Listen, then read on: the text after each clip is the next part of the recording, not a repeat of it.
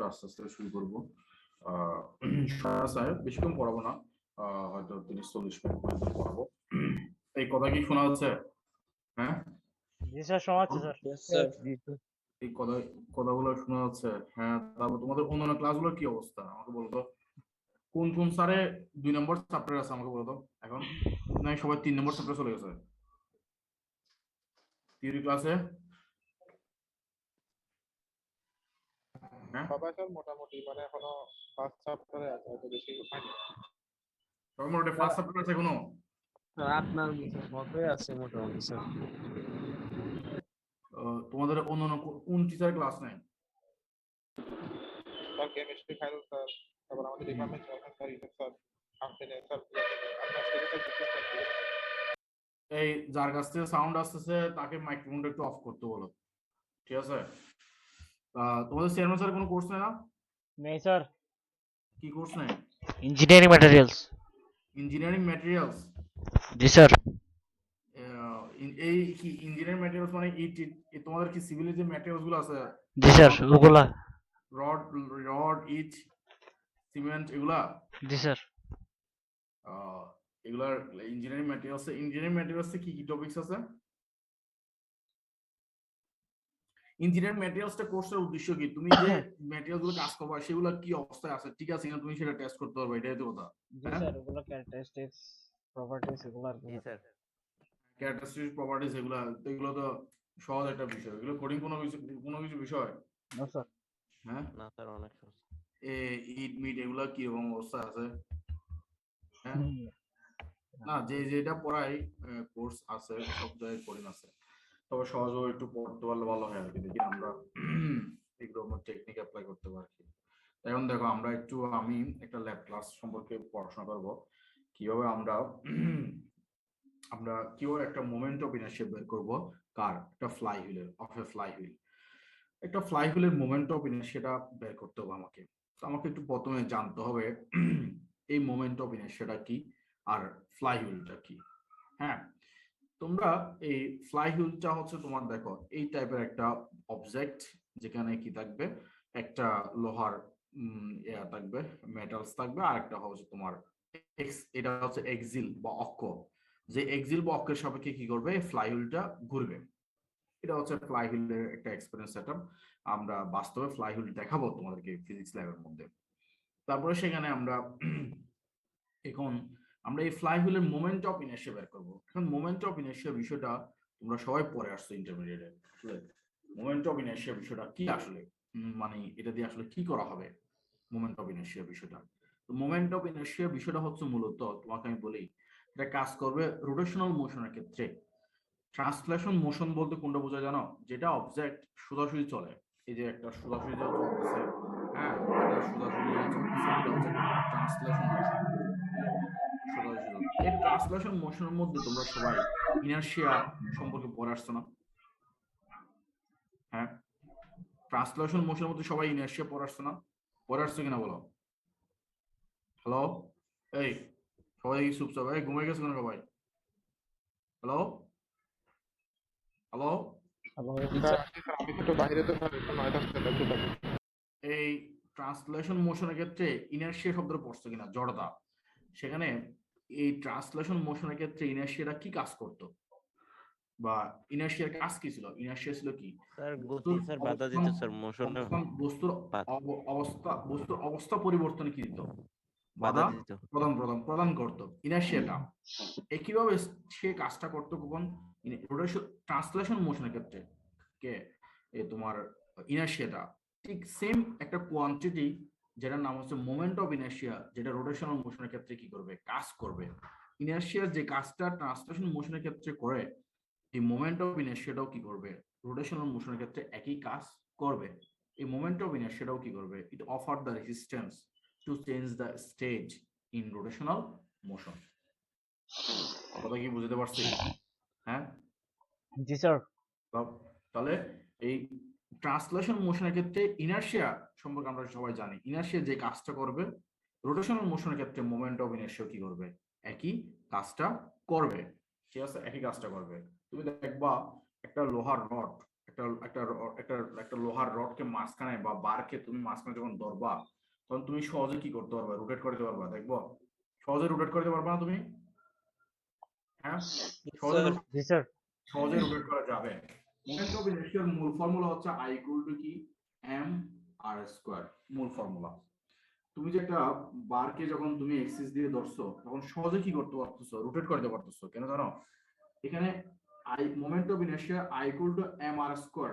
এখানে দেখো এটা একটা এক্সিস সাপেক্ষে যখন একটা অবজেক্ট ঘুরে তখন কোথায় এম কোথায় আর, এই যে অবজেক্ট যখন ঘুরে তখন এই অবজেক্টের ম্যাস হচ্ছে কি এম, এই এক্সিস থেকে তার দূরত্বটা হচ্ছে কি আর। তুমি যখন একটা রড বা বারকে যখন তুমি কি করবা এক্সিস এর মাঝখানে যখন ধরে এটা সেন্টারে যখন যেটা এক্সিস হিসেবে কাউন্ট করে যখন তুমি সহজে কি করতে পারবা, রোটেট করে দিতে পারবা। তুমি যখন এখানে ধরবা বারটাকে যখন তুমি যখন এখানে ধরবা, দেখবা এখানে ধরবা তখন আসলে মোমেন্ট অফ ইনার্শিয়া বাড়বে কিনা বলো তো দেখি, দেখি বলো। আমরা যখন এক্সিসটা এখানে নিলাম তখন দেখো তো এই অবস্থায় পার্টিকেল গুলোর ম্যাস কি আছে, দেখো তো ইকুয়াল ডিস্টেন্সে, মানে এক্সিস থেকে কাছাকাছি দূরত্ব আছে না। এখন এক্সিস থেকে এই পার্টিকেল গুলোর দূরত্ব বাড়তেছে কিনা দেখো তো।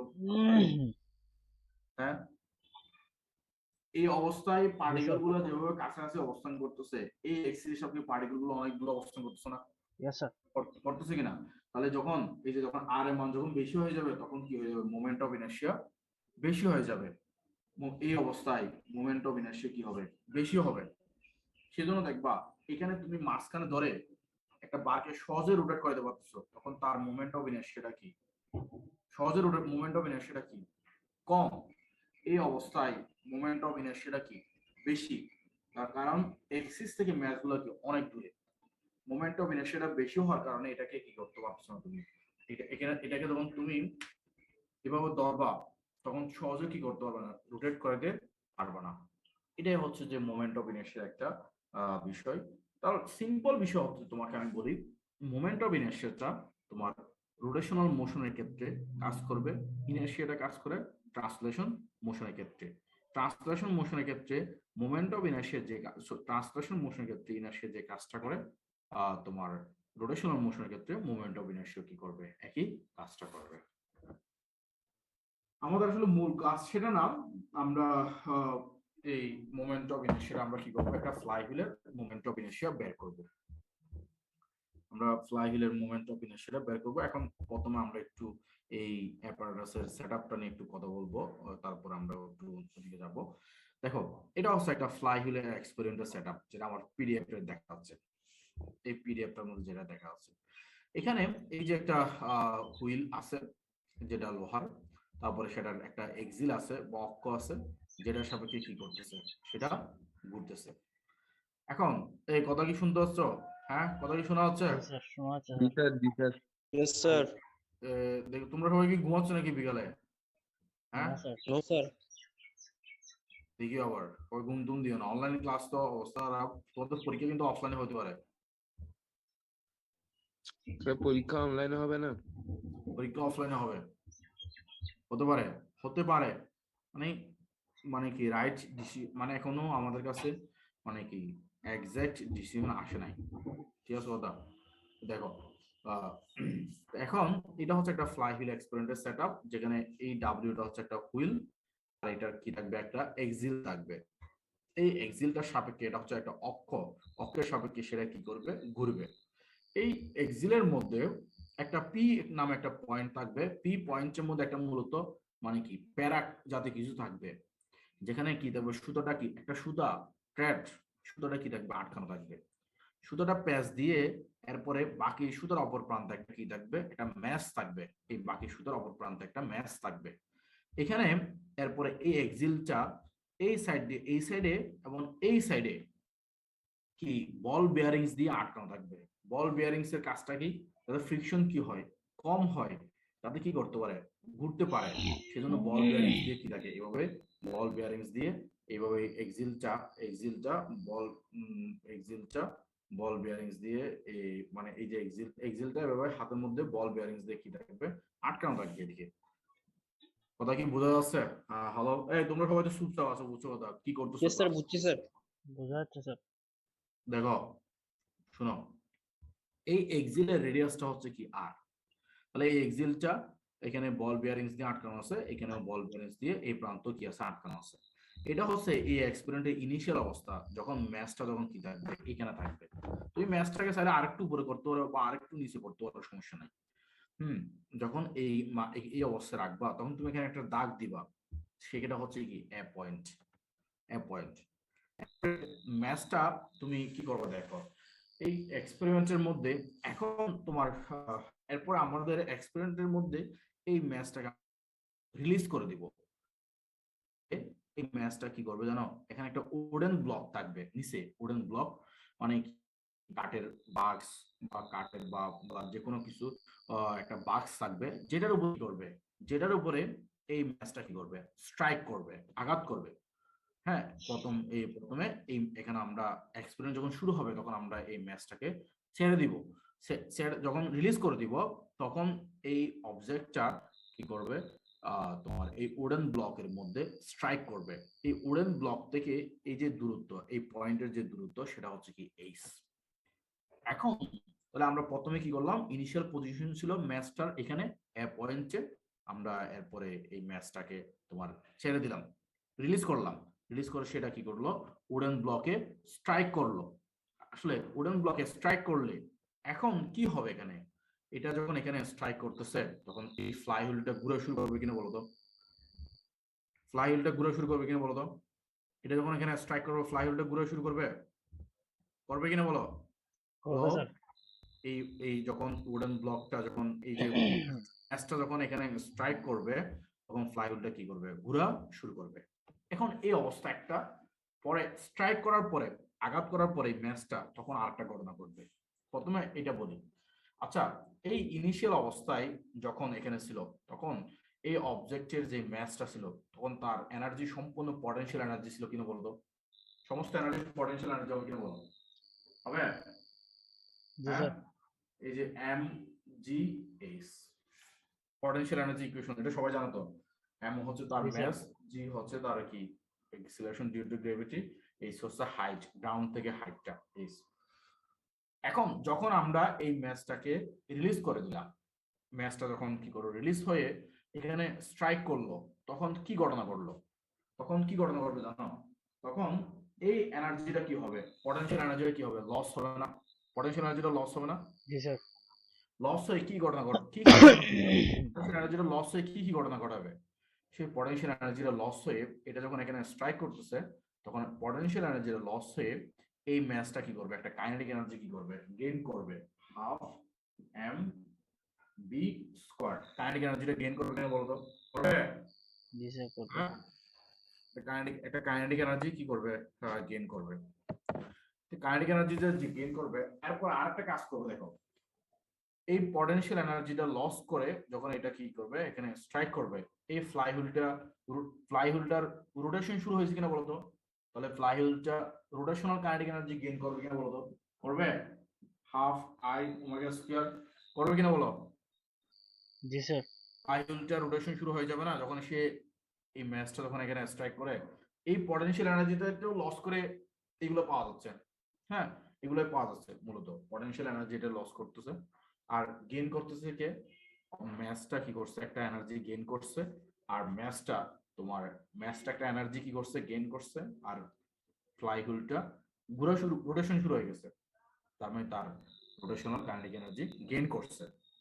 এরপরে দেখো প্লাস আরেকটা এনার্জি এখানে আমাদের দরকার হবে, কেন জানো, শুনো এখানে ফ্লাইহুইলটা যখন এই যে আমরা ফ্লাইহুইলের এই এক্সপেরিমেন্টে যখন এই ম্যাচটা যখন আমরা এখানে এখানে স্ট্রাইক করালাম তখন এখানে যে ফ্লাইহুইলটা যে ঘুরতেছে এখানে বল বিয়ারিং এর সাথে তার যে আটকানো আছে, হ্যাঁ সেখানেও একটা ফ্রিকশন হবে না, সেখানে ফ্রিকশন হবে কিনা বলো। এই হবে স্যার। এই যে এক্সিলটা যে এখানে আটকানো আছে বল বিয়ারিংস দিয়ে, ফ্রিকশন কম হওয়ার জন্য আটকানো আছে বল বিয়ারিংস দিয়ে, তারপরে একটা ফ্রিকশন হবে, তারপরে একটা ফ্রিকশন হবে না। হবে স্যার। তাহলে এখন দেখো এই যে ফ্রিকশনটাকে ওভারকাম করার জন্য একটা একটা প্রতিটা ঘূর্ণনে ফ্রিকশনটাকে ওভারকাম করার জন্য একটা এনার্জি দরকার হবে না, জি স্যার। সে এনার্জিটাও কে সাপ্লাই করবে, এই পটেনশিয়াল এনার্জি সাপ্লাই করবে কিনা বলতো? সেই এনার্জিটা এই ফ্রিকশন এখানে যে তাকে যে বল বেয়ারিংস দিয়ে আটকানো আছে ফ্রিকশন কম হওয়ার জন্য, তারপর একটা ফ্রিকশন হবে, সেই ফ্রিকশনটাকে তো ওভারকাম করাইতে হবে। তো ওভারকাম করাইতে গেলে কি করতে হবে? একটা এনার্জি দরকার হবে। এখনো পর্যন্ত কি করতেছে, এই ম্যাচটা এখানে স্ট্রাইক করছে শুধুমাত্র, স্ট্রাইক করার পরে ঘটনা এখনো বলি নাই। এখানে এই ফ্রিকশনটাকে ওভারকাম করার জন্য একটা এনার্জি দরকার হবে। একবার ঘূর্ণনে সেখানে যদি এফ পরিমাণ এনার্জি লস হয়, একবার ঘূর্ণনে এফ পরিমাণ যদি এনার্জি লস হয়, এইটা যখন এখানে স্ট্রাইক করছে তখন ঘুরছে কতবার? n1 বার, n1 বার ঘুরছে।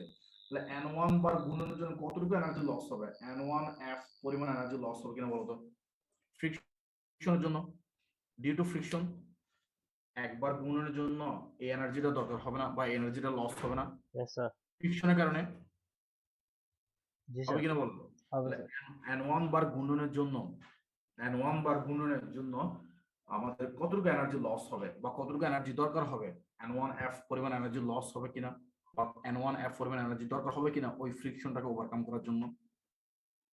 কারণ ঘুরতেছে কত? n1 বার। এখানে এই ম্যাচটা যখন এখানে স্ট্রাইক করছে তখন আমরা বলে দিছি এই ফ্লাই হুইলটা n1 বার ঘুরছে, সেই ঘূর্ণ 12-13 হইতে পারে, সেটা এখানে রিডিং দিবে, সেটা এখানে রিডিং দিবে ফ্লাই হুইলটা কতবার ঘুরছে যখন এই ম্যাচটা যখন এখানে কি করছে, এখানে স্ট্রাইক করছে। দেখি বলতো তাহলে, একবার ঘূর্ণনের জন্য তার এফ পরিমাণ এনার্জি লস হতে পারে, কেন? ডিউ টু ফ্রিকশনের কারণে, এখানে আটকানোর কারণে।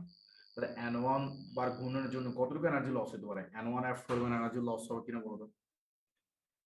হবে, এই পরিমাণ এনার্জি লস হবে বা এই পরিমাণ এনার্জি দরকার হবে ফ্রিকশনটাকে ওভারকাম করার জন্য।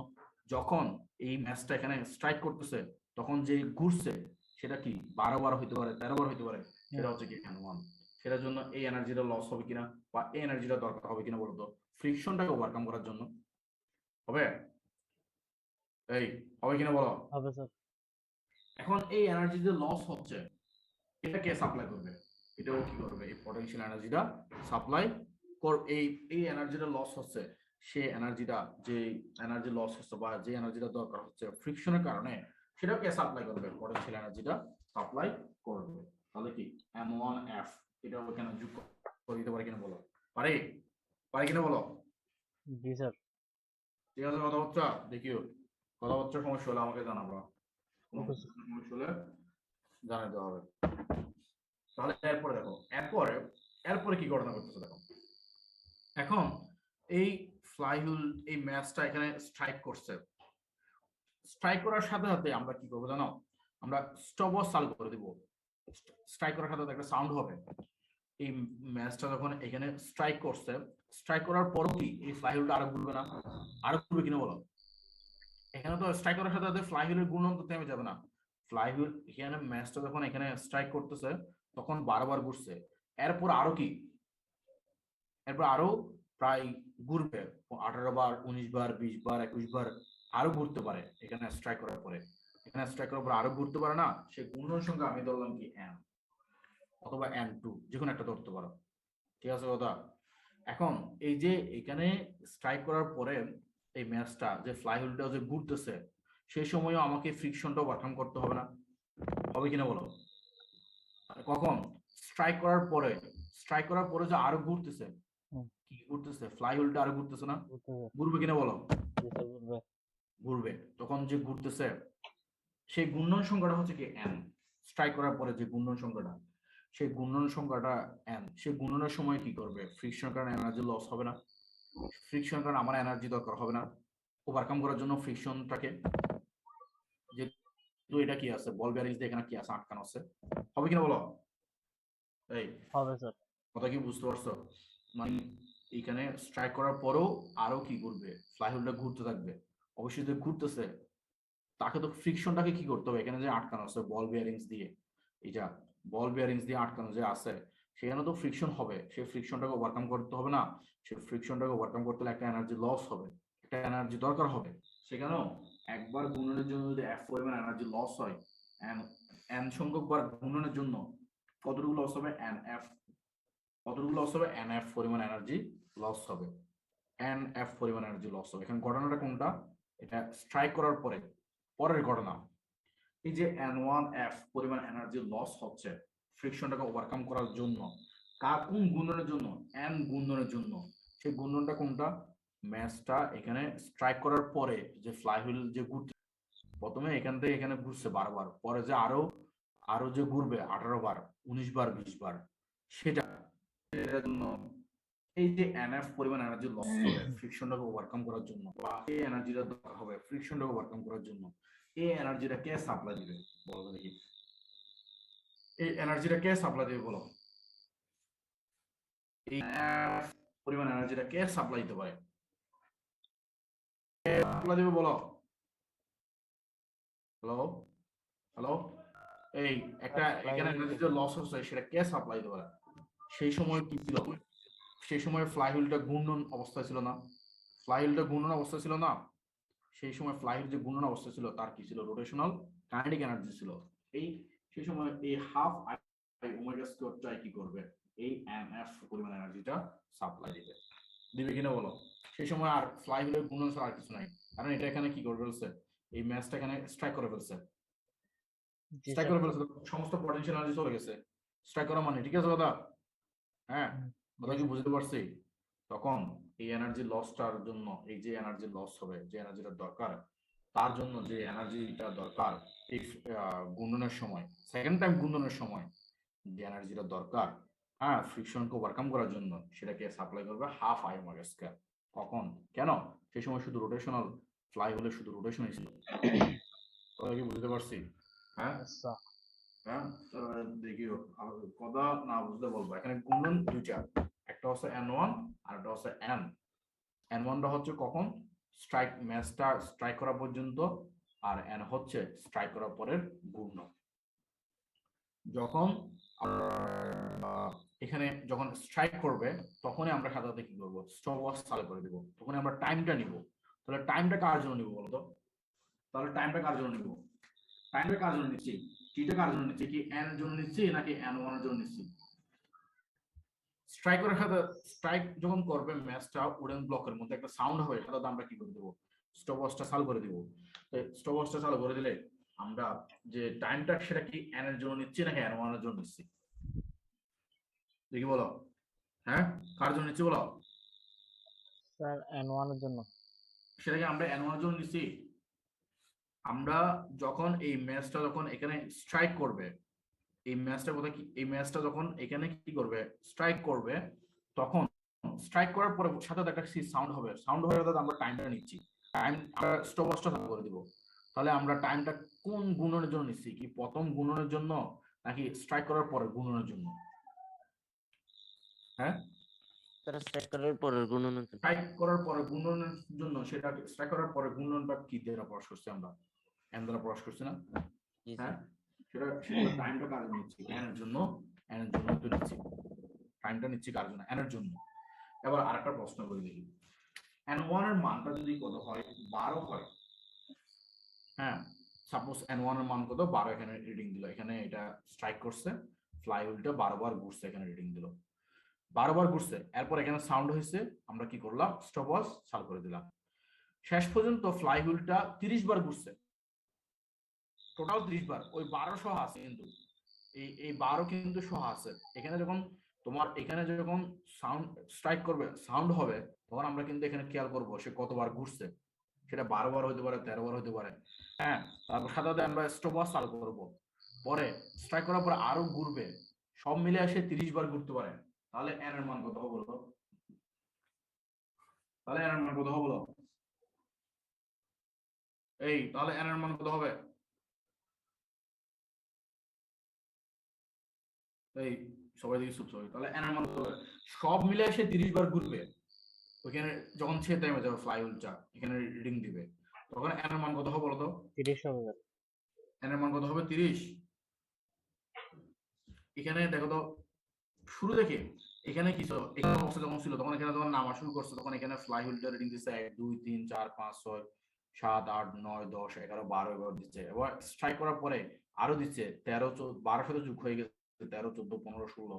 হ্যাঁ, এবার 30 এর মধ্যে যায় থেমে গেছে। এখান থেকে এখানে স্ট্রাইক করা পর্যন্ত আমি দেখছি যে 12 বার দিচ্ছে। পরে আরো আরো যে স্ট্রাইক করার পরে যে ঘুরছে সেটাই ছিল কি স্মল এন, তাহলে সেটা সেই সংখ্যাটা কত? যদি টোটাল যদি সে 30 ঘুরে তাহলে সংখ্যাটা এন এর সংখ্যাটা কত? তাহলে সংখ্যা এন এর সংখ্যাটা কত বলো তো? এন এর সংখ্যাটা কত কত কত হবে? এন এর সংখ্যাটা কত হবে? হ্যালো, এই হ্যালো, এই কথা শোনা যাচ্ছে? হ্যালো, হ্যালো, আচ্ছা স্যার, এন এর সংখ্যাটা কত হবে বলো? এটা বিষয় বুঝতে পারতেছো না? এখানে সে যদি এখানে এই ম্যাচটা যদি এখানে স্ট্রাইক করে, স্ট্রাইক করার পরে এখান শুরু থেকে এখানে যখন ছিল তখন থেকে স্ট্রাইক করছে, তখন ছিল ঘূর্ণন এখানে 12 সংখ্যা, 12 বার ঘুরছে। সে স্ট্রাইক করার পরে আরো ঘুরে সে থেমে গেছে। টোটাল যদি 30 হয় তাহলে এন এর মানটা 30 মাইনাস 12 হবে কিনা বলতো? এটা বলতে পারতেছো না? স্যার 18। 30 মাইনাস 12 ইকুয়াল টু 18 হবে না? এখানে তো এই 30 এর ভিতরে কি ছিল? এই 12 ছিল। এখানে স্ট্রাইক করার পরে সে আরো কি করছে? 18 বার ঘুরছে। টোটাল এই 18 সাথে 12 যোগ করলে টোটাল 30 হচ্ছে। এটা বলতে পারছো না তোমরা? সবাই ঘুমাচ্ছ? সবাই সবাই সবাই ঘুমাচ্ছ? Now sir you are playing different types of sir games. ঘুমাচ্ছি স্যার। কিছুই সবাই ঘুমাচ্ছ, বুঝছো? তো একটা জিনিস এটা বলতে পারছো তোমরা সবাই। এখানে এন এর মান যে 12 হবে, এই ম্যাচটা উডেন ব্লকে স্ট্রাইক করা পর্যন্ত এখানে রিডিং দিবে, তারপরে সে আরো ঘুরে থেমে যাবে। টোটাল রিডিং দিছে 30টা সাপোজ। তাহলে স্ট্রাইক করার পরে গুণন কত? এন এর মান কত হবে? টোটাল 30 থেকে কি করতে হবে? এই n1 এর মানটা বাদ দিলে আমরা কি পাবো? n এর মানটা পাবো। এটা পাওয়া যাবে না? হ্যাঁ, এই পাওয়া যাবে। জি স্যার। তোমার তো এই জি স্যার যেভাবে বলছো মনে হচ্ছে খুব কষ্ট হচ্ছে এখানে। এই এখানে কষ্ট হওয়ার মতো কোনো কিছু হয়েছে এখন পর্যন্ত? এখানে আমরা যে দুইটা ইকুয়েশন লিখছি, এগুলো দুইটা ইকুয়েশনের অবশ্যই এক্সপ্লেনেশন তো দিছি। হ্যাঁ, তারপর এখন দেখো এই ফ্লাই হুইলটা যখন আমরা ম্যাচটা যখন এখানে রিলিজ করে দিয়ে এখানে স্ট্রাইক করবে, এরপরে কি আরো ঘুরবে। এখানে ফ্লাই হুইলটা একবার ম্যাক্সিমাম কি অ্যাঙ্গুলার ভেলোসিটিতে পৌঁছে যাবে, পরে সেটা কি থেমে যাবে। যখন শুরু যখন হবে তখন দেখবে একবার ম্যাক্সিমাম সে অ্যাঙ্গুলার ভেলোসিটিতে পৌঁছে যাবে, এখান থেকে তখন শুরু হয়ে এখানে স্ট্রাইক করা এবং শেষ থামা পর্যন্ত এই যে 30 বার ঘুরতেছে টোটাল। সেখানে একটা চিন্তা করো তো, ফ্লাই হুইলটা একবার মানে কি কিছু কম পরে সেটা মানে কি 12 পরে বা 13 পরে, হ্যাঁ এটা কি হইতে পারে ম্যাক্সিমাম অ্যাঙ্গুলার ভেলোসিটিতে পৌঁছে যাবে, তারপর আবার কি এটা আবার কি থেমে যাচ্ছে। তাহলে এভারেজ অ্যাঙ্গুলার ভেলোসিটি কত হবে বলতো? ওমেগা প্লাস 0/2 হবে কিনা বলো? ওমেগা প্লাস 0/2 হবে কিনা বলো? হবে? এই তার এভারেজ অ্যাঙ্গুলার ভেলোসিটি কত হবে? ওমেগা প্লাস 0/2 হবে কিনা বলো? হবে কিনা? এই তার এভারেজ এটা ফ্লাই হুইলটা এখানে একবার ম্যাক্সিমাম ভেলোসিটিতে পৌঁছে যাবে।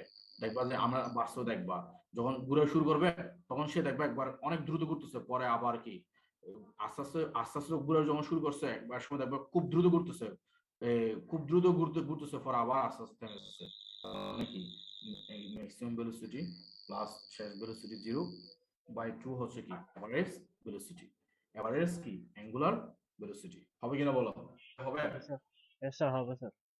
তারপরে এটা দিয়ে এখন এটা হচ্ছে কি একটা এভারেজ একটা অ্যাঙ্গুলার ভেলোসিটি। তার মানে কি এটা একটা অ্যাঙ্গুলার ভেলোসিটি, জাস্ট এটা এভারেজ। অ্যাঙ্গুলার ভেলোসিটি ইকুয়েশন কি জানো বলো? 2π/t জানো? হ্যাঁ, এটা কিন্তু একটা অ্যাঙ্গুলার ভেলোসিটি, মানে গরুর সাথে গরু যোগ করলে কি হবে? গরুই হবে, এটা আর কিছু না। এটা জাস্ট এভারেজ বলতেছে স্যার। এভারেজ অ্যাঙ্গুলার ভেলোসিটি মানে কি অ্যাঙ্গুলার ভেলোসিটি, এটা জাস্ট এভারেজ করে বের করতেছি, মানে গরু দুইটা যোগ করলে কি হবে? গরুই হবে। তাহলে অ্যাঙ্গুলার ভেলোসিটি গুলো 2π/t হবে। অ্যাঙ্গুলার ভেলোসিটি ইকুয়েশন জানো? 2π/t। হ্যাঁ, জি স্যার 2π/t। না জানো না? ওমেগা ইকুয়াল টু কত? θ/t, এটা জানো তো ভাই? হ্যাঁ হ্যাঁ, θ/t জানো তো ভাই? তো থিটার মান যখন অ্যাঙ্গেল যখন 2π হয়ে যাবে তখন এই টিটা কি হয়ে যাবে? ক্যাপিটাল টি হয়ে যাবে, এটা সবাই জানো? হ্যাঁ, এই জানো কিনা? এই থিটার মান যখন 2π হয়ে যাবে তখন এটা কি হয়ে যাবে? ক্যাপিটাল টি হয়ে যাবে না? ক্যাপিটাল টি হয়ে যাবে। ক্যাপিটাল টি হয়ে যাবে। হ্যাঁ তারপরে এরপরে দেখো কি হচ্ছে এই 1/t ইকুয়াল টু কি বলো f না এটা জানো কিনা সবাই 1/t ইকুয়াল টু f ইকুয়েশনটা সবাই জানো না এই কি বলো 1/t ইকুয়াল টু f এটা ইন্টারমিডিয়েট পড়া আসছে না ইয়েস স্যার টাইম পড়ে ভেক্টরের আসছে সাথে স্যার। ফ্রিকোয়েন্সির সম্পর্ক হ্যাঁ জি স্যার। আবার দেখো আরেকটা দেখো 2 পাই f equal to K n/t লেখা যায় হ্যাঁ এটা লেখা জানো যায়। জি হ্যাঁ স্যার এটা জানি স্যার। এটা জানো দেখি কি জানো আমি দেখবো এখন ইকুয়েশনটা কি জানো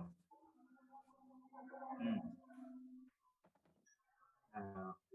ইকুয়েশনটা কি জানো আমি দেখবো কিভাবে f ইকুয়াল টু n/t লিখলাম দেখো একটা অবজেক্ট যদি t সেকেন্ডে যদি n সংখ্যক বার ঘুরে হ্যাঁ 1 সেকেন্ডে একটা অবজেক্ট কতবার ঘুরবে n/t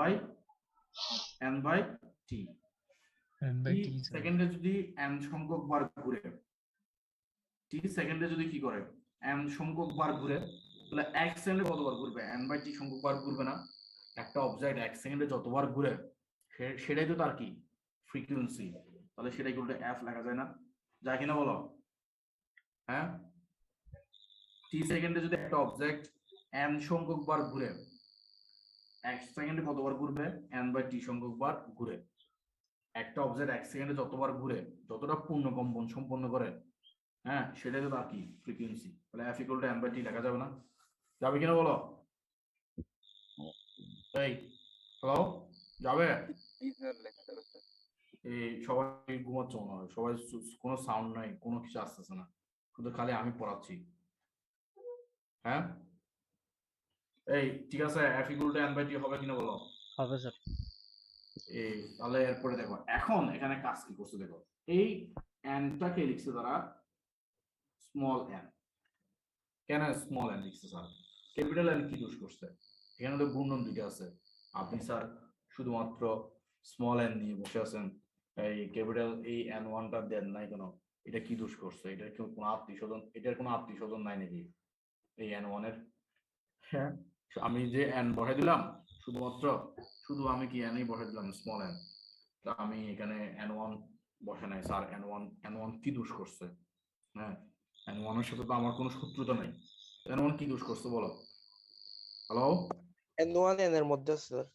n1 n এর মধ্যে আছে না ফুল কনসেপ্ট এতক্ষণ পর্যন্ত n1 n এর মধ্যে নাই তো আমরা কি n1 কি n এর মধ্যে আছে দেখো তো n তো হচ্ছে 18 n1 হচ্ছে কত 12 ও স্যার নাই স্যার।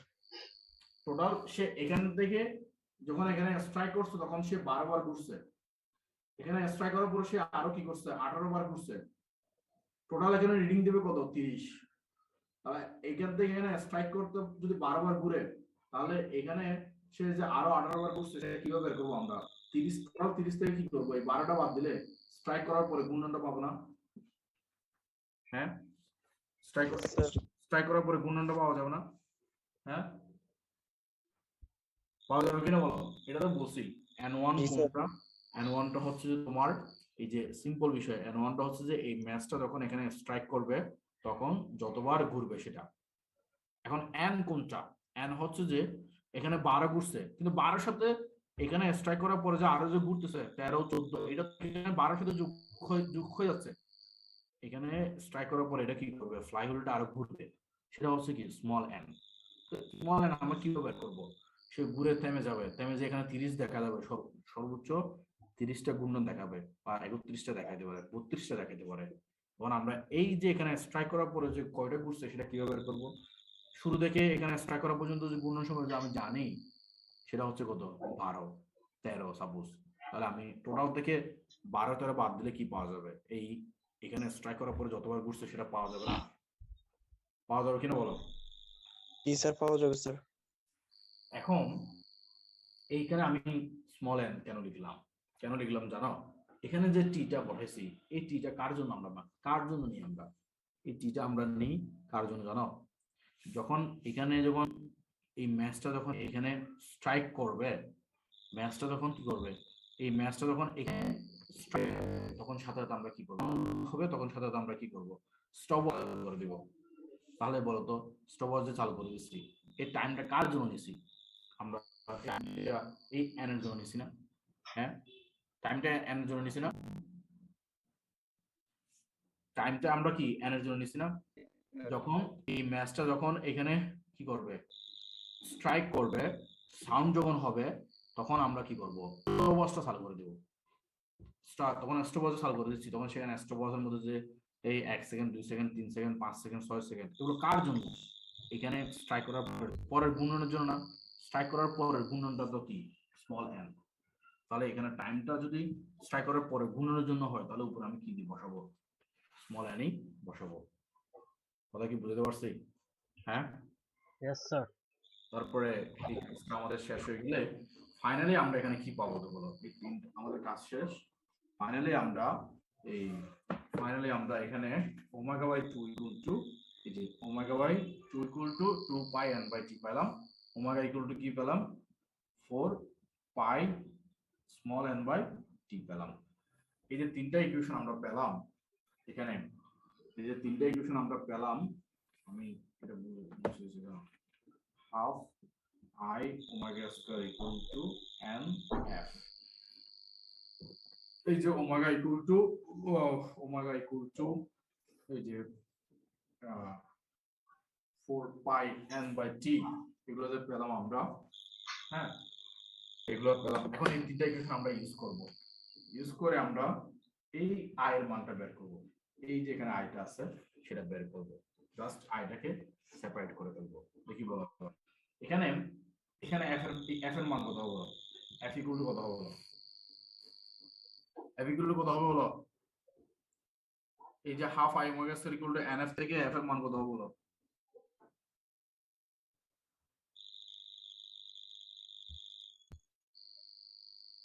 f এর মান কত হবে? হ্যাঁ এই সবাই দেখি শুনছো, আর ক্যালকুলেশনটা পারতেছ না, সবাই তো ঘুমাচ্ছ মনে হয়, বুঝা যাচ্ছে।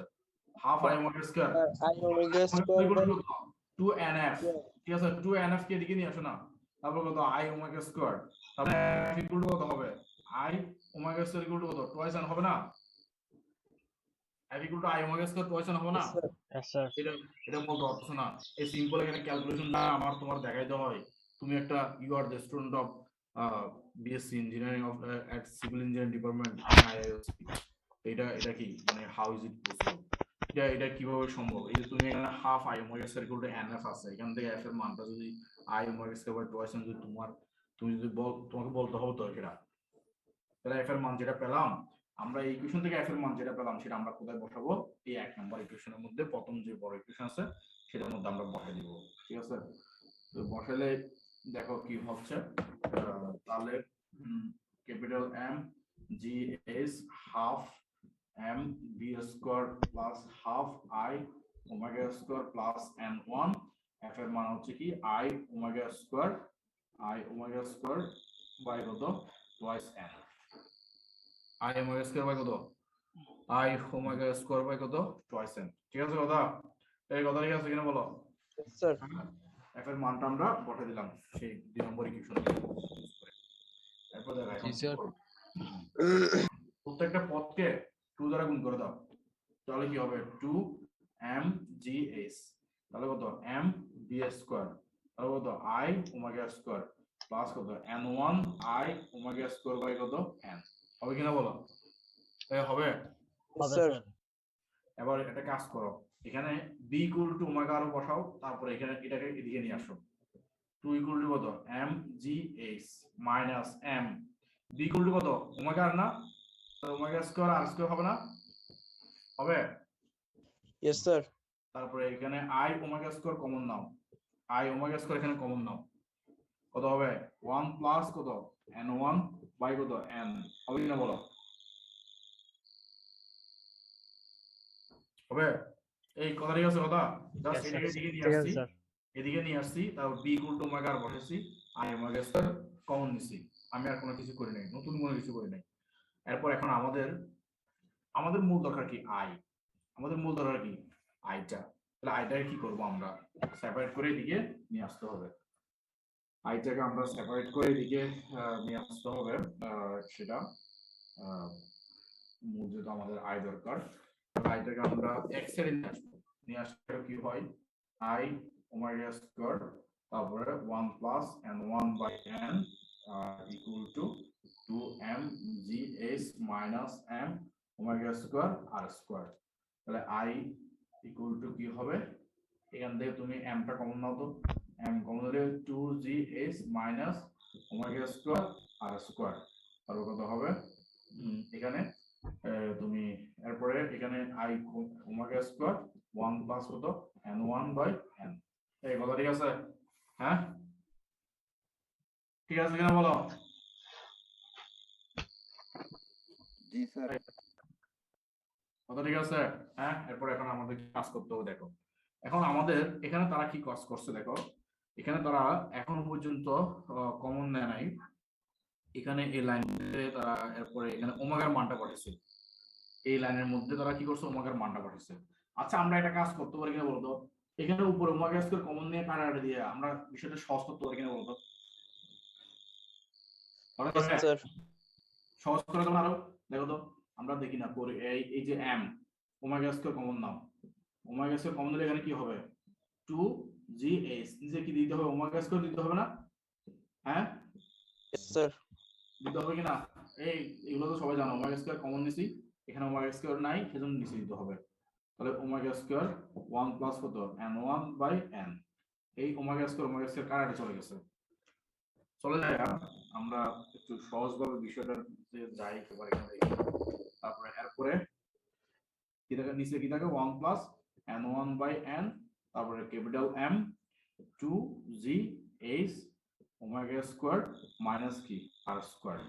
এখন আমরা এই ওমেগার মানটা এখানে বসাবো, এই 4 π n t যেটা আছে সেই মানটা এখানে বসাবো এই ওমেগার মধ্যে বসালে আমরা দেখি কি কাজ করতে পারি, আমরা কি কাজ করতে পারি। তাহলে m তারপরে বলো 2gh, ওমেগার মান কত 4 π n by t whole square. হ্যাঁ, তারপরে কত মাইনাস কত n স্কয়ার r স্কয়ার, তারপর নিচে কি আছে 1 প্লাস n1 বাই n। এরপরে কি হবে দেখি বলো, m কমন নিয়ে নিচ্ছি আগে থেকে, তারপরে 2gh, হ্যাঁ এখানে কত হবে 4 4 16 pi square n square by কত t স্কয়ার মাইনাস কত r স্কয়ার 1 প্লাস কত 1 প্লাস কত এই 1 প্লাস n1 বাই n ছিল না, n1 by n1 by n। এরপর দেখো কি কাজ করতেছি, এগুলো একটু স্কিপ করতে তারা m টা কমন নিয়ে, তারপরে 2gh ইনটু কত হবে উপরে কি হবে t স্কয়ার, নিচে কি হবে 16 pi square n square minus কত r square equal to 1 plus n1 by n। এখন দেখো তো এগুলো কাজ করা যায়, কোনো কিছু কাজ করা যায় কিনা, 2 টা কাটা দিলে কত হয় 8 হয় 8 হয়, তাহলে কত হয় দেখো ক্যাপিটাল M তারপরে gh t স্কয়ার বাই কত 8 pi square n square minus কত r স্কয়ার। হ্যাঁ, তারপর নিচে কি থাকবে 1 প্লাস n1 বাই n। ঠিক আছে কথা? হ্যাঁ Yes, sir. এইটাই, এখানে অনেকগুলো লাইন, এইগুলো ছোটখাটো কাজ, তোমরা অনার্স স্টুডেন্ট, এরা বলবো তোমরা মেধাবী মানুষ, এগুলো তোমাদেরকে দেখায় লাভ নাই, ডাইরেক্ট সরাসরি তারা এই লাইনটা লিখেছে। দেখো i ইকুয়াল টু কত m, তারপরে এই যে gh t square by 8 pi square n square minus r square into কত 1 plus n1 by n, direct সরাসরি লিখে দিয়েছো। হ্যাঁ, এটা হচ্ছে ফ্লাইহুইলের মোমেন্ট অফ ইনার্শিয়া, এটাই বের করতে হবে আমাকে i এর মানটা। এখন এখানে মানগুলা বসাইতে হবে, এখানে কি কি মান দরকার আমাদের বলতো, m এর মান দরকার, ঠিক আছে আমাদের। এখন দেখি আমি ওই এক্সপেরিমেন্টের সেটআপটাতে যাই, আমরা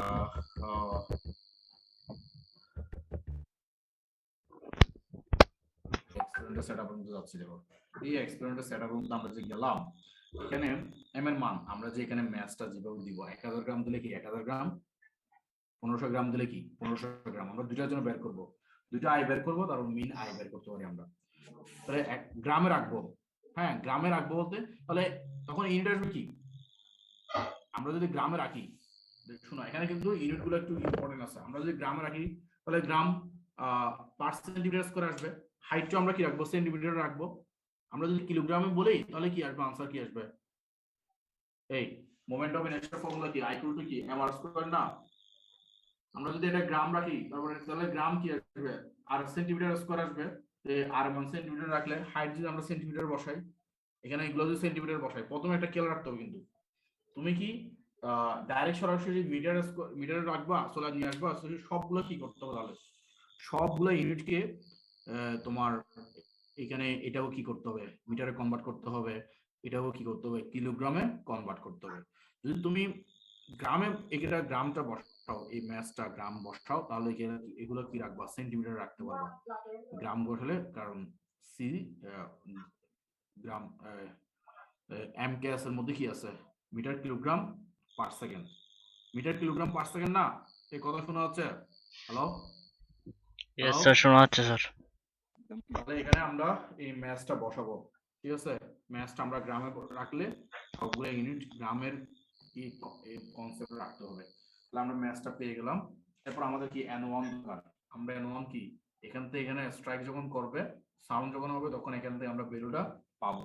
তারপরে n এর ভ্যালুটা কিভাবে পাবো সেটা তো আগেই বলছি। এখানে স্ট্রাইক করার পরে এখানে যে ভ্যালুটা পাইছি সেটা আমরা লিখে রাখবো। তারপরে সেটা হচ্ছে কি n1 = 12। স্ট্রাইক করার পরে এখানে স্ট্রাইক করার পরে সে আরো ঘুরবে, ওটাও 30 বার ঘুরতে পারে। তাহলে কি n এর মান কত হবে, 30 মাইনাস কত 12 = কত 18। দুটো আমরা পেয়ে গেলাম। এখানে যখন স্ট্রাইক করবে, সাউন্ড যখন হবে, তখন আমরা কি করব, স্টপওয়াচটা চালু করে দিব। তখন আমরা এই টাইম টিটা আমরা কি করব, ক্যালকুলেট করে মান নিয়ে তারপরে কি বসাই দিব। বসায় এরপর আমাদের কি দরকার, শুধুমাত্র আর এর মানটা দরকার। আর হচ্ছে তোমার এই এক্সিলের কি রেডিয়াস, এই এক্সিলের রেডিয়াস, সেই এক্সিলের রেডিয়াসটা আমরা কিভাবে বের করতে পারি। প্রথমে আমরা কি করব, এক্সিলটার ডায়ামিটারটা বের করব। ডায়ামিটার বের করতে পারলে আমাদের আর এর মানটা বের করতে পারবো কিনা বলতো। আর = d/2 না? আর = কি d/2 কি না? হ্যাঁ, এই আর = কত, d/2। এই হুজুর আবু বকর আছে? হুজুর আবু বকর, এই আবু বকর কোথায় তুমি? সময় মনে হয় ঘুমাচ্ছে মনে হয় না? না স্যার, মাইক অন করতে দাও স্যার। আসি না নো ক্লাস করতে যে না স্যার, ক্লাস শোনো, চলা যায়। এই শোনো, আমরা এই এক্সিলের প্রথমে কি করব, ডায়ামিটারটা বের করব কি দিয়ে, স্লাইড ক্লিপার দিয়ে। তারপরে সেখান থেকে আমরা রেডিয়াসটা বের করতে পারবো না। রেডিয়াস আর = কত, d/2। কত 2। তো এখানে স্লাইড ক্লিপাসের মানগুলা প্রথমে আসবে কি মিলিমিটারে, আমরা দেখাবো একটু পরে, সেটাকে সেন্টিমিটারে কনভার্ট করতে হবে। হাইটটাও তুমি কি করবা, সেন্টিমিটারে নিবা, কারণ দেখবা একটা যদি তুমি মিটারে নাও আরেকটা সেন্টিমিটার নিলে হবে না। তো সবগুলো সেন্টিমিটার রাখলে সেন্টিমিটারে, সবগুলো মিটার নিলে কি মিটারে, সেটা মনে রাখতে হবে কিন্তু। তারপর তুমি এগুলাকে সেন্টিমিটার রাখবা, হাইট সেন্টিমিটার নিবা, ম্যাসটাও কি দিবা, গ্রাম দিবা। তাহলে তোমার আনসার আসবে গ্রাম সেন্টিমিটার স্কয়ার ইউনিট আসবে। তাহলে সেটাকে তুমি কিলোগ্রামও কনভার্ট করতে পারো, এসআইও কনভার্ট করতে পারো, কিলোগ্রাম মিটার স্কয়ারেও কনভার্ট করতে পারো। তুমি সবগুলোকে মিটার নিয়ে যাবা ইউনিট, এটাকে ম্যাসটা কি দিবা 1 কিলোগ্রাম দিবা, আরেকটা কি দিবা 1.5 কিলোগ্রাম দিতে হবে। এই কাজটা আমাদের করতে হবে। এখন কিভাবে আমরা এই এক্সিলটার কিভাবে ডায়ামিটারটা ক্যালকুলেট করব সেটা হচ্ছে একটা কথা। এটা স্লাইড ক্লিপার্স দেখছো না সবাই? এই স্লাইড ক্লিপার্স দেখছো? হ্যাঁ দেখছি স্যার স্লাইড ক্লিপার্স আমরা কি করবো জানো, স্লাইড ক্লিপার্সের যে মাঝখানে দুইটা দাঁতের মাঝখানে যে ফাঁকা জায়গাটা আছে সেটা এখানে দিয়ে দুইটা দাঁতকে কি করে দেবো, আটকে দিব। আমরা দেখাচ্ছি একটা পিকচার তোমাদেরকে কিভাবে স্লাইড ক্লিপার্স দিয়ে আমরা এই এক্সিলের প্রথমে ডায়ামিটার ক্যালকুলেট করব, এরপরে কি করব, সেটাকে রেডিয়াসে কনভার্ট করব। তো সেটা একটু দেখাচ্ছি, আসলে এখানে একটু দেখাচ্ছি, বাস্তবে একটু দেখাবো। এর মধ্যে তোমার বাস্তবে একটু দেখা দেবো। আমরা ইনশাল্লাহ হয়তো পরিস্থিতি ভালো হয়ে যেতে পারে, এখন আসতে দেখলাম কমে গেছে, তাহলে হয়তো এই আগামী 2 সপ্তাহ পর একটা রেজাল্ট আসতে পারে, ফলাফল পরিস্থিতি একটু নিয়ন্ত্রণ হতে পারে ইনশাল্লাহ। তাহলে হয়তো আমরা ফিজিক্যাল ক্লাসে যখন আসবো তখন আমরা এই ল্যাব গুলা একদিনে 2-3টা করে ফেলবো। হ্যাঁ, জাস্ট কিভাবে মানিত, এখন তো থিওরি গুলো পড়তেছি। নেক্সট উইকে আমরা একটা স্প্রিং কনস্ট্যান্ট একটা ল্যাব আছে সেটা করব। হ্যাঁ, সেটা করব। এই যে এখানে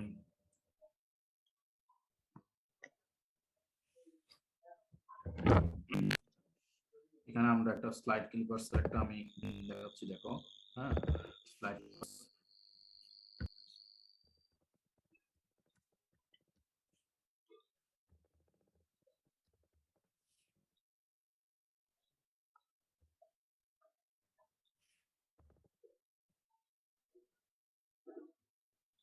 স্লাইড ক্লিপার্সের সাহায্যে কিভাবে এক্সিলটা ডায়ামিটারটা আমরা ক্যালকুলেট করব।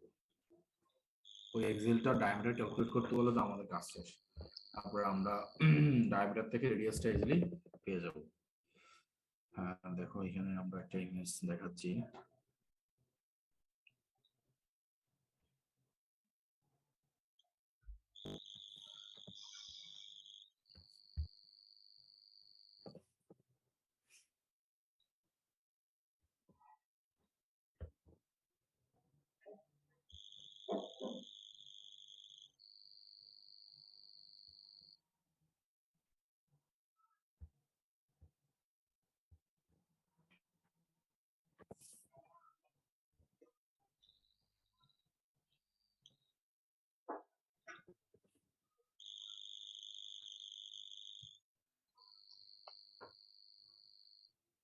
দেখো এখানে একটা স্লাইড ক্লিপার্স দেখা যাচ্ছে না? দেখা যাচ্ছে? হ্যাঁ, এই দেখা যাচ্ছে, এই যে একটা স্লাইড ক্লিপার্স এখানে বড় করে দেখানো হচ্ছে। এই স্লাইড ক্লিপার্স এর মধ্যে আমরা এই যে মাঝখানে যে ফাঁকা জায়গাটা আছে এটার ভিতরে দিয়ে কি দিব, ডায়ামিটারটা এক্সিলটা দিয়ে দেবো, তারপর এটা আটকে দিব, মানে কাছাকাছি করে দিয়ে আটকে দিব। তখন মানে এটা ভিতরে থাকে, এরপর এটা এটা কি করে দিব, কাজ মানে কি দাঁত দুইটাকে একসাথে আটকে দিব যাতে নড়াচড়া করতে না পারে ডায়ামিটারটা। নড়াচড়া করতে, সাপোজ ধরো ডায়ামিটারটা অতটুকু, এটা পর্যন্ত হয়েছে, এটা এই রিডিংটা শুরু করতেছে। স্লাইড ক্লিপার্সের মধ্যে দুটা স্কেল আছে, একটা হচ্ছে মেইন স্কেল আর এটা হচ্ছে কি, এটা হচ্ছে কি ছোটটা হচ্ছে কি বার্নিয়ার স্কেল। প্রথমে স্লাইড ক্লিপার্সের একটা বিষয় জানতে হবে তোমাকে, সেটা হচ্ছে যে স্লাইড ক্লিপার্সের বার্নিয়ার কনস্ট্যান্টটা তোমাকে বের করতে জানতে হবে। স্লাইড ক্লিপার্সের বার্নিয়ার কনস্ট্যান্ট কত হবে বলো? স্লাইড ক্লিপার্সের বার্নিয়ার কনস্ট্যান্টের ফর্মুলা কি বলো? হ্যাঁ, এই স্লাইড ক্লিপার্সের বার্নিয়ার কনস্ট্যান্টের ফর্মুলা কি? হ্যাঁ বলো। হ্যাঁ, স্লাইড ক্লিপার্সের বার্নিয়ার কনস্ট্যান্টের ফর্মুলা মনে পড়তেছে না? বলে স্লাইড ক্লিপার্সের বার্নিয়ার কনস্ট্যান্ট ইকুয়াল টু কত জানো? s by n। s হচ্ছে কি, s বাই n। s হচ্ছে তোমার কি, s হচ্ছে প্রধান স্কেলের ক্ষুদ্রতম এক ঘরের দৈর্ঘ্য, প্রধান স্কেলের ক্ষুদ্রতম এক ঘরের দৈর্ঘ্য। দেখো তো এই যে এখানে যে স্লাইড ক্লিপার্সটা দেখা যাচ্ছে, এই স্লাইড ক্লিপার্সের প্রধান মেইন স্কেলের এই যে মেইন স্কেলের ক্ষুদ্রতম এক ঘরের দৈর্ঘ্য কতটুকু বলো তো? বলো তো, এটা দেখা যাচ্ছে? হ্যাঁ, এই দেখা যাচ্ছে এটা। এখানে এখানে দেখো এগুলা দাগ কাটানো আছে। এখানে 10টা ঘরের উপরে 1 লেখা আছে, দেখছো? 10টা ঘরের উপরে 2 লেখা আছে।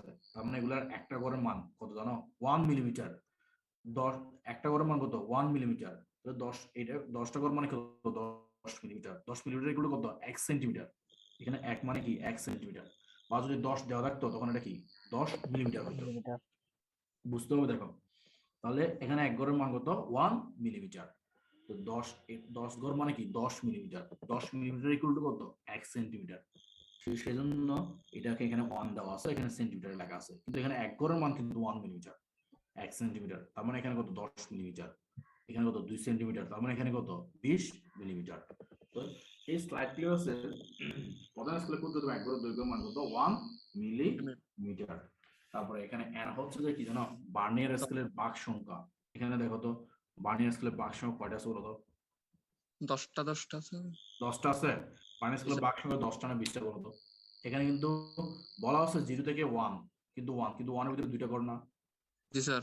2 এর ভিতরে 4টা ঘর না? তাহলে 10টার ভিতরে কয়টা ঘর হবে? 20টা ঘর হবে না? বার্নিয়ার স্কেলের ভাগ সংখ্যা কত হবে? 20 হবে না? 20 0. কত হবে? 0.5 মিলিমিটার। 0.05 কত? মিলিমিটার। তারপরে তোমার এটা 1/20 ভাগ করলে 0.05 হয়? জি স্যার, হয় স্যার। 0.05 মিলিমিটার। এখন দেখো, কিন্তু আমরা আলটিমেটলি বসাচ্ছি কি, আমরা এখানে হাইটটা নিছি কি, হাইটটা কত? সেন্টিমিটার নিছি না? হাইটটা আমরা যে স্লাইড হাইটটা সেন্টিমিটার নিছি না? আমাদের তাহলে আলটিমেটলি সেন্টিমিটার দিকে চলে যেতে হবে। আলটিমেটলি কোথায় যেতে হবে? সেন্টিমিটার দিকে চলে যেতে হবে। পরে যাবো ডায়ামিটারটা প্রথম আগে কি করবো, মিলিমিটারের ম্যাপে নিব, কারণ এটা মিলিমিটারের, এটা একটা মিলিমিটার নিচ্ছি, ডায়ামিটারটা মাপবো। দেখো কিভাবে মাপবো, এই যে ডায়ামিটারটা এখন 0.05 মিলিমিটার যেটা পেলাম, এই ডায়ামিটারটা কি মাপবো দেখো। এখানে এই যে কি রে, এই যে এইখানে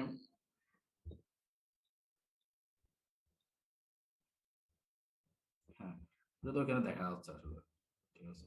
এখন দেখো তো এই স্লাইড ক্লিপার্সের ডায়ামিটারটা কিভাবে মাপবো আমরা, যখন এটা আমরা এখানে যদি এক্সেলটা যখন দিয়ে দেবো, এই রিডিংটা যদি শু করে, এখন প্রথম আমাকে ডায়ামিটার মাপার জন্য ফর্মুলা হচ্ছে যে, প্রথমে এখানে বলো মেন স্কেলের রিডিং কত বলতো। মেন স্কেলের রিডিংটা হবে দেখো কোন দাগটা, এই দাগকে না, এই দাগ না, এটাতে কোনো স্কেল নাই এখানে, জিরো দাগ মেন স্কেলের কোন দাগকে ক্রস করছে বলতো, কত নম্বর দাগকে ক্রস করছে? 14 নম্বর। বার্নিয়ার স্কেলের জিরো দাগটা মেন স্কেলের কোন দাগকে ক্রস করছে? 2 নম্বরটা। কত? 1 নাম্বার কে? গাদা, এগুলো একটা এক ঘর এগুলো 10 মিলিমিটার না, 10টা ঘর, তারপরে 11 ঘর, এটা 11 ঘর না, স্যার 12 ক্রস করছে না, 12 নম্বরটা ক্রস করছে, 11 নম্বরটা ক্রস করছে। 11 নম্বরটা ক্রস করছে, তার মানে কত? 11 মিলিমিটার। কেন মিলিমিটার বসাইছি জানো? আমি চাইলে কিন্তু 1.1 কি সেন্টিমিটার বসাতে পারতাম, কিন্তু আমি এটা কি মিলিমিটার নিছি, সেজন্য এগুলো কি বসাচ্ছি, মিলিমিটারে বসাচ্ছি। বুঝছো কথা? এটা মনে রাখবে। কিন্তু তুমি একটা গরু নিবে, একটা ছাগল নিবা, সেটা হইতে পারে না। গরু নিলে গরু, সবগুলো গরু নিতে হবে। এখন এটা কত? 11 মিলিমিটার না? এটা কত? জি স্যার। তার মানে কত? 1.1 সেন্টিমিটার না? Yes sir. এগুলো একটু বুঝতে হবে। প্রধান মেন স্কেলের রিডিংটা হচ্ছে কত? 11 মিলিমিটার। প্লাস দেখো প্লাসটা হচ্ছে যে তোমার এই যে এখানে এখন খেয়াল করে শোনো, এই স্লাইড ক্লিপার্সের এখানে কোন দাগটা, বার্নিয়ার স্কেলের কোন দাগটা মেন স্কেলের একটা দাগের সাথে মিলে গেছে বলতো? মেন স্কেলের একটা দাগের সাথে মিলে গেছে বলতো? বার্নিয়ার স্কেলের কোন দাগটা মেন স্কেলের দাগের সাথে হুবহু মিলে গেছে? হ্যাঁ, ঠিকই বলো। স্যার 4.5। বার্নিয়ার স্কেলের কোন কত নম্বর দাগটা মেন স্কেলের একটা দাগের সাথে হুবহু মিলে গেছে? হুবহু মিলে গেছে। Sir 7 sir. 7। জি স্যার 7 7 ঠিক আছে স্যার 7। 7 এ মিলছে। তাহলে জি স্যার। বার্নিয়ার স্কেলের হবে কত? 7। 7 কিন্তু এই বার্নিয়ার কনস্ট্যান্টটা কি করতে হবে? গুণ করতে হবে। গুণ করে কত আসে বলো তো? দেখি বলো, এই কথাটা বলো, কত আসছে স্যার? স্যার 11.35। 11 পয়েন্ট 35 11 পয়েন্ট কত? 35। ভালো করে করছো? জি স্যার। 11.35। জি স্যার। আচ্ছা ভুল করছি। 7 নম্বর দাগটা মেলা মানে কিছু কত জানো? 14 নম্বর দাগ না? 14 নম্বর করে না বার্নিয়ার স্কেলের ডিভিশন? এই এখানে 7 মানে কত? 7 মানে 14 নম্বর না? 14টা না, 10 মানে 20টা কর না, এখানে 1 মানে কত? 2 কর না? জি স্যার। জি স্যার। জি স্যার। বার্নিয়ার স্কেলের এখানে বাঘ সংখ্যা কত নম্বর? 14 নম্বর দাগ, 7 মানে 14 নম্বর কর হবে না? Yes sir. 7 মানে 14 হতো, ঠিক আছে, এটা 14। বলো স্যার ওটা 11.7 স্যার। এবার 11.7 আসছে স্যার। 11.7 শুধু 7 মিলিমিটার স্যার। মিলিমিটার। আমি ভুল হয়েছে সেটা কিভাবে বুঝতে পারছি জানো? সেটা আমি কিভাবে বুঝতে পারছি বলো? হ্যাঁ, স্যার এখানে ভুল হয়েছে সেটা আমি কি, তুমি যখন 11.3 বলতেছো, তুমি একটা জিনিস খেয়াল করো তো, এখানে মেন স্কেলের পার্টটা জিরো, মেন স্কেলের পার্টের সাথে জিরো স্কেলের দাগটা 11 এর কি শেষের দিকে না আগের দিকে বলো তো? শেষের দিকে না? জি স্যার শেষের দিকে। খেয়াল করছো? এখানে খেয়াল করতে হবে কিন্তু এখানে এটা দিয়ে কি বোঝাচ্ছে জানো? এই ডায়ামিটারটা 11, আমি এটা দেখে বুঝতে পারছি জিরো দাগটা কোথায় আছে, 11 এর শেষের দিকে, 12 এর শুরুর দিকে আছে। তার মানে মানটা 11.5 এর পরে আসতে পারে, সেটা আমি কিন্তু এই স্কেলের রিডিং থেকে বুঝতে পারতেছি। মূলত প্রধান মান হয়ে গেছে প্রথমে 11, সেটা আসছে পরে যে এই 11 এর দাগটা থেকে জিরো দাগের মধ্যে একটা ডিসটেন্স আছে না? আছে কিনা বলো? জি স্যার আছে স্যার। সেই মানটা আমরা কি বলেছি জানো, এই মানটা এখানে একুরেট বলছি। তো আমি এই জিরো দাগের অবস্থান দেখে বুঝতে পারছি সেটা কি হতে পারে 11.5 এর মিলিমিটারের পরে হতে পারে, সেজন্য 11.7 মিলিমিটার হয়েছে। কথা বুঝছো? কথা কি বুঝাইতে পারছি? হ্যাঁ, বুঝছি স্যার। Yes, sir. মূল স্কেল কিন্তু এখানে 11 এর মধ্যে 11 এর পরে জিরো দাগটা কি আরো আছে, আরো কি অর্ধেকের সাথে বেশি আছে, তার মানে তার মানটা এই ডায়ামিটারের মানটা 11.5 মিলিমিটারের সাথে বেশি আসতে পারে। অ্যাকুরেট কত আসতেছে পয়েন্টের পর পর্যন্ত, পয়েন্টের পর পর্যন্ত অ্যাকুরেট কত আসতেছে সেটা নিচ্ছে স্লাইড ফিগার, সেটা নিচ্ছে স্লাইড ফিগার দিয়ে সেই কাজটাই। এখন আরেকটা বিষয়, আরেকটা কথা বলি আমি, এই যে জিরো দাগটা আমি দেখতে পাচ্ছি যে এই 11 এর এবং 12 এর মধ্যে যে গড়টা আছে সেটার গড়ের মাঝখানের পরে না, সেটা দিয়ে আমরা বুঝতে পারি বার্নিয়ার স্কেলের দাগটা কোন জায়গায় মিলবে, সেটা মাঝখানের পরে, তার মানে কি 6-7 নম্বর দাগগুলো কি মিলবে। ওই যে 11 থেকে 12 মধ্যে মাঝখানে যে গড়টা আছে সেটার শেষ দিকে কি না দেখো তো এই জিরো দাগটা, হ্যাঁ জি স্যার, শেষের দিকে। সেটা থেকে আমি কিন্তু বুঝতে পারি তাহলে বার্নিয়ার স্কেলের যে বাঘ সংখ্যাটা, এই বার্নিয়ার স্কেলের যে একটা দাগটা সেটা 6-7 নম্বর দাগগুলো কি করতে পারে মেন স্কেলের দাগের সাথে মিলে যেতে পারে। যদি ধরো ইয়ে থাকতো, এই যে জিরো দাগটা যদি 11 এর শুরুর দিকে থাকতো, 11 এর পর পরে থাকতো, তাহলে কি করতো জানো, এই 1-2-3 1-2 এর মধ্যে কি মিলে যেত দাগগুলা। সবাই কি বুঝতে পারতেছি? তাহলে মানটা তখন কি আসতো, এই যে যদি ধরো 11 এর পর পরে জিরো দাগটা যদি এই বার্নিয়ার স্কেলে জিরো দাগটা থাকতো, তাহলে মানটা তখন 11.2 আসতো, 3 আসতো, এরকম আসবে না? হ্যাঁ, বাস্তবও কিন্তু দেখো এখানে এই রিডিং থেকে কিন্তু বোঝা যাচ্ছে মানটা কত আসতে পারে 11 পয়েন্ট, এই জিরো দাগটা কি 11.5 এর পরে, এই দাগটা 11.5 এর যদি পরে, তাহলে মানটা কি 11.5 মিলিমিটারের সাথে বেশি আসতে পারে। এটা হচ্ছে মিলিমিটার। এই মিলিমিটার থেকে রেডিয়াস বের করতে বলো d/2 কত আসবে বলো, এই 11.7 কে 2 দ্বারা ভাগ করো 11.7 কে 5.85 কত 5.85 8.85 মিলিমিটার। আমাকে এটা কি করতে হবে সেন্টিমিটারে, না স্যার 5.85 স্যার 6.2 স্যার। এই কেন হ্যাঁ? কত 11.7 এর ভাগ করলে কত হয় মিয়া, কত আচ্ছা 5.85 স্যার। 5.85 5.85।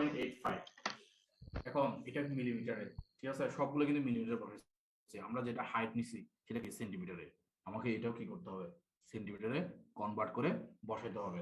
কিভাবে করব, 1 মিলিমিটার 1 সেন্টিমিটার ইকুয়াল টু কত 10 মিলিমিটার, সেন্টিমিটারটা বড় সেজন্য 1 সেন্টিমিটার ইকুয়াল টু কত 10 মিলিমিটার, মিলিমিটার থেকে আমরা সেন্টিমিটার আসবো, তাহলে এটা কি করতে হবে 10 দ্বারা কি করতে হবে ভাগ করতে হবে না, Yes, sir. ভাগ করতে এই হবে। কথা কি বুঝতেছো না, এটা মিলিমিটার তো 1 সেন্টিমিটার এগুলো 10 মিলিমিটার না, Yes, sir. 0.0 না না 0. মিলিমিটার থেকে সেন্টিমিটার রাখো, স্যার 0.585 58.5 পয়েন্ট কত পয়েন্ট কত কত সেন্টিমিটার আছে 0.5 0.5 85 0.5 তারপরে কি স্যার 0.585 0.585 সেন্টিমিটার। তো আমরা তাহলে তার এক্সিলের রেডিয়াসটার পেলাম কত 0.58 সেন্টিমিটার। আমরা বাস্তবে কিন্তু একটু দেখতে পারি, হ্যাঁ, ওই যে সেন্টিমিটার স্কেল দিয়ে ওই এক্সিলটা এত সেন্টিমিটার হয় কিনা, মানে 1 সেন্টিমিটারের সাথে কম হয় কিনা, 1 সেন্টিমিটারের সাথে কি 1 সেন্টিমিটার অর্ধেকের সাথে বেশি না, এটা একটু হ্যাঁ বেশি না। তো এখন আমরা স্যার। এটা কাটি কেন করলাম, স্লাইড কিল বেস দিয়ে কেন নিলাম জানো, যাতে অ্যাকুরেট মান আসে, অ্যাকুরেট আসে। এটা কি আসে, সেজন্য এইভাবে আমরা এটা সেন্টিমিটার নিয়ে সেখানে বসাই দিলে আমাদের কি আসবে, গ্রামটাকে আমরা কি করব, যে ম্যাচটা নেব সেই ম্যাচটাকে আমরা 1000 গ্রাম বসে একবার করব, 1500 গ্রাম বসে একবার করব, তাহলে ইউনিট আসবে কি গ্রাম সেন্টিমিটার স্কয়ার আর মোমেন্ট অফ ইনার্শিয়া। ঠিক আছে, এই কথা কি বোঝা গেছে? হ্যাঁ, পারবে না আসে প্র্যাকটিক্যাল রুমে এসে করতে পারবে না এখন, তারপর স্যার ইনশাআল্লাহ প্র্যাকটিক্যাল রুমে এসে করতে হবে। আমাদের দুইটা এক্সপেরিমেন্ট সম্পর্কে জানা হয়ে গেছে, নেক্সট উইক ইনশাআল্লাহ আমরা স্প্রিং এরটা পড়বো, হ্যাঁ, সেটার পরে আমরা আমাদের কাজগুলো আস্তে আস্তে শেষ করব। দেখি না কি হয়।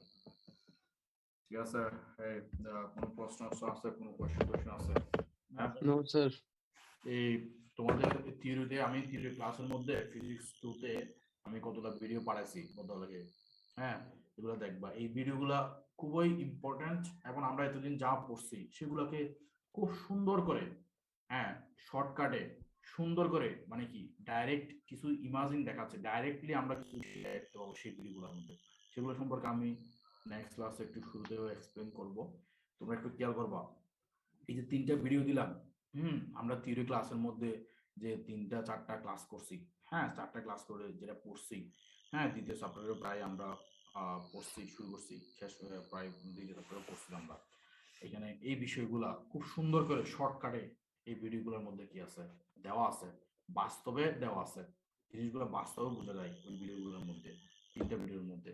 সেগুলো একটু দেখবা, নেক্সট ক্লাস আমি একটু এক্সপ্লেন করব এই ভিডিওগুলোর উপরে, কারণ এগুলো হচ্ছে ইম্পর্টেন্ট বিষয়। এই ভিডিওগুলো আমরা এতদিন যেগুলো পড়ছি সেগুলো, ওই 3টা ভিডিও একটা 5 মিনিট করে 15 মিনিটের মধ্যে ভিডিওগুলোর মধ্যে এই ইম্পর্টেন্ট তথ্যগুলো কিন্তু আছে। মানে কি, যে দেখছো না আমরা যে ক্রিস্টাল স্ট্রাকচার সম্পর্কে পড়াশোনা করছি, হ্যাঁ সেখানে অ্যাটম গুলা কি অবস্থান করতেছে, কেন কার জন্য এটা হচ্ছে, অ্যাটমের কত অংশ নিচ্ছে, কর্নারেরটা ফেজেরটা কত থাকতেছে, বডিটা কত থাকতেছে, সেগুলো কিন্তু এখানে বাস্তবে দেখায়।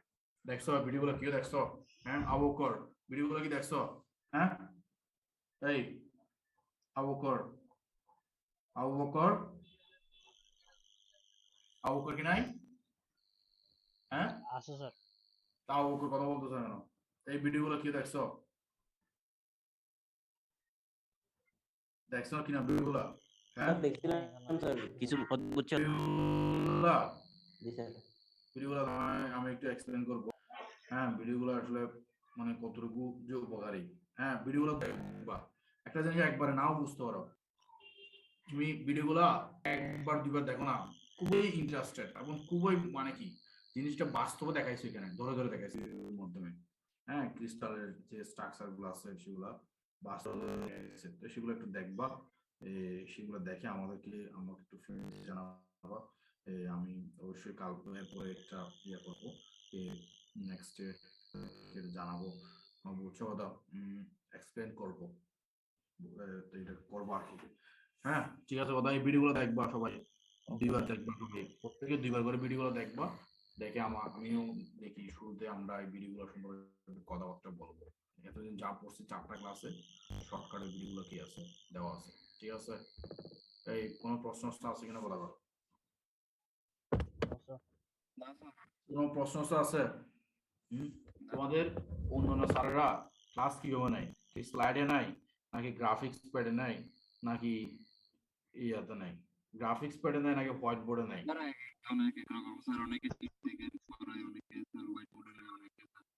তোমার তো কথাটা বুঝতেছি না, এক একজনে হ্যাঁ কে কি রকম করে পড়ায়? অনেকে তো শীট থেকে পড়ায় স্যার, অনেকে হোয়াইট বোর্ডে লেখে পড়ায়, অনেকে মাইক্রোসফট ওয়ার্ড হোয়াইট বোর্ডে লেখে, এরকম আর কি। কেউ স্লাইড, কেউ হোয়াইট বোর্ড, মানে এক একজনের এক এক টেকনিক, জি স্যার। যে যে যে টেকনিকে অভ্যস্ত হয়েছে আর কি। না না স্যার, মনে করেন স্যার যে ইকুয়েশন লিখতে হইলে স্যার তখন স্যার বোর্ডে লেখার, আর এমনি যদি কোনো পড়ায় তখন আমরা শীট থেকেই পড়াই। এখন ওইখানে কম্বিনেশন গুলোর মধ্যে আমরা যদি এটা পুরোটাই এরকম মানে পুরোটাই ক্যামেরা করে তাহলে কি হইতো, ভালো হতো না? হ্যাঁ अस्सलाम वालेकुम। आज हमने ये डिस्कस करना है कि वर्नियर कैलिपर की से और? रीडिंग हमने कैसे लेनी है। ये हमारे पास वर्नियर कैलिपर है। लास्ट वीडियो में मैंने ঠিক আছে, তাহলে আমরা দেখি, চেষ্টা করতেছি আসলে কোন সাইডে গেলে আমরা বেস্ট কম্বিনেশনটা খুঁজে পাওয়া যাবে। Okay sir. হলে আমরা দেখি কোন টিচারে মানে কি আমরা একটু আসলে খুঁজতেছি, आपको इसकी डिटेल के কোন बारे में টিচারে बताया था। কম্বিনেশনটা সবচেয়ে ভালো সেটা আমরা একটু খুঁজতেছি, বুঝছো কথা?